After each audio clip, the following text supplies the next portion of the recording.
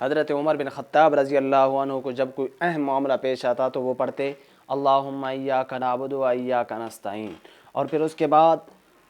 جب کوئی پریشانی تم پر غالب ہو تو حضرت عوف بن مالک رضی اللہ عنہ فرماتے ہیں جب تم پر کوئی معاملہ غالب ہو جائے، پریشان کن بات ہو، تو پڑھا کرو حسبی اللہ و نعم الوکیل۔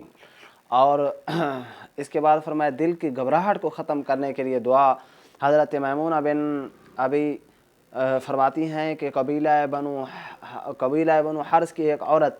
اونٹ پر سوار ہو کر آپ صلی اللہ علیہ وسلم کی دولت گدے پر آئی اور حضرت عائشہ رضی اللہ عنہ کو آواز دے کر کہنے لگی رسول اللہ صلی اللہ علیہ وسلم کی کسی دعا کے ذریعے میری مدد کریں تاکہ میرے دل کی گھبراہٹ سے نجات پا سکوں، سکون اطمینان حاصل کر سکوں۔ تو رسول اللہ نے فرمایا اپنا ہاتھ اپنے دل سینہ کے بائیں جانب رکھ کر ہاتھ پھرتے ہوئے یہ دعا پڑھو بسم اللہ اللہم دوانی بدوائک واشفنی بشفاعتک بفضلک عمن سواک واحذر عنی عزاک۔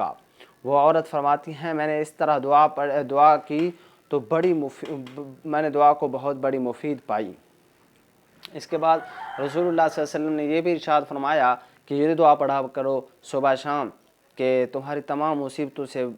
پریشانیوں سے تمہیں نجات ملے گا، کہ بسم اللہ الذی لا یضر مع اسمہ شیء فی الارض ولا فی السماء وہو السمیع العلیم۔ صبح شام آپ صلی اللہ علیہ وسلم نے فرمایا اس کو 3 مرتبہ پڑھا کرو، تمہاری مصیبتیں اور تمہاری پریشانیاں ختم ہو جائیں گی۔ اللہ پاک ہم سب کو توفیق عمل نصیب فرمائے، اور کوشش کیا کرے انسان ہر نماز کے بعد آیت الکرسی اللہ لا الہ الا هو الحی القیوم لا تأخذه سنة ولا نوم له ما في السماوات وما في الأرض من ذا الذي يشفع عنده إلا بإذنه يعلم ما بين أيديهم وما خلفهم ولا يحيطون بشيء من علمه إلا بما شاء وسع كرسيه السماوات والأرض ولا يعود حفظهما وهو العلي العظيم۔ اس کو بھی انسان ہر نماز کے بعد کوشش کرے پڑھا کرے، انشاءاللہ یہ مصیبتوں بیماریوں سے آپ کو بہت زیادہ